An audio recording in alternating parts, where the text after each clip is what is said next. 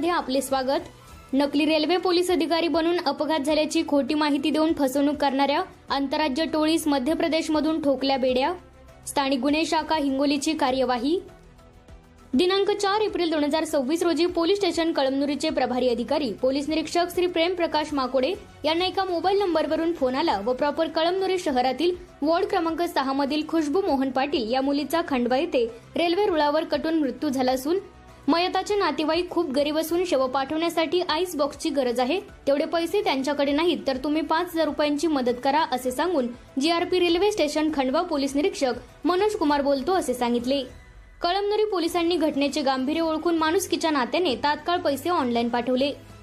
त्यानंतर काही वेळाने सहाय्यक पोलीस निरीक्षक गजानन बोराटे पोस्ट वसमत ग्रामीण यांना सुद्धा कॉल करून वसमत शहरातील खुशबू मोहन पाटील या मुलीचा खंडवा येथे रेल्वे रुळावर कटून मृत्यू झाला असून सारखीच घटना सांगितली व तेथून सुद्धा रोख रक्कम ट्रान्सफर करून घेतली।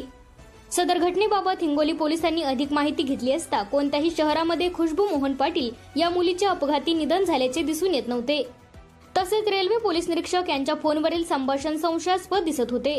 त्यावरून सायबर क्राईम मार्फत सदर मोबाईल नंबरची अधिक माहिती घेतली असता सदर प्रकारे फसवणूक करणारी टोळी असून मध्य प्रदेशमधील सागर जिल्ह्यातील रहली पोलीस स्टेशन अंतर्गत जुना या गावची असल्याचे निष्पन्न झाले।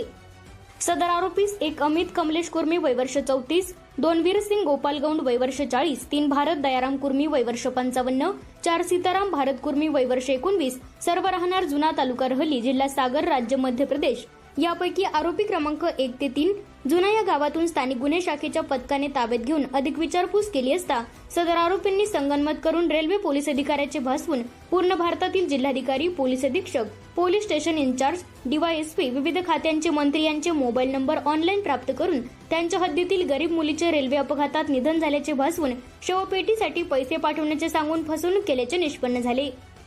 आरोपी हे रेकॉर्डवरील गुन्हेगार असून फसवणुकीचे अनेक गुन्हे दाखल आहेत।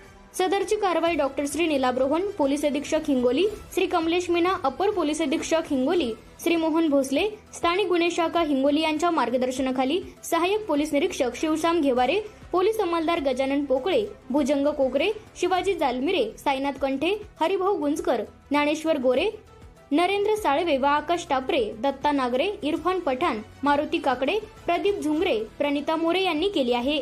A7 news channel Anis Ahmed Hingoli. A7 news ताज़ा अपडेट पाने के लिए हमारे चैनल को सब्सक्राइब करें, लाइक करें, शेयर करें और बेल आइकन को भी प्रेस करें।